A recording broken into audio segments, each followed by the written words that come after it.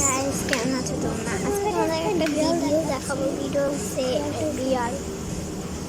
রাত বাজে 12টা না, মানে 1টার উপরেই বাজছে, না 12টাই বাজছে। তো আজকে তোমাদেরকে দেখাচ্ছি এই ছোট্ট বিড়ালকে নিয়ে।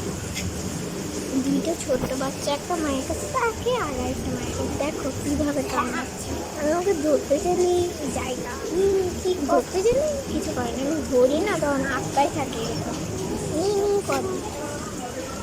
দেখছো আমি ধরতে যাই তখন সমস্যা।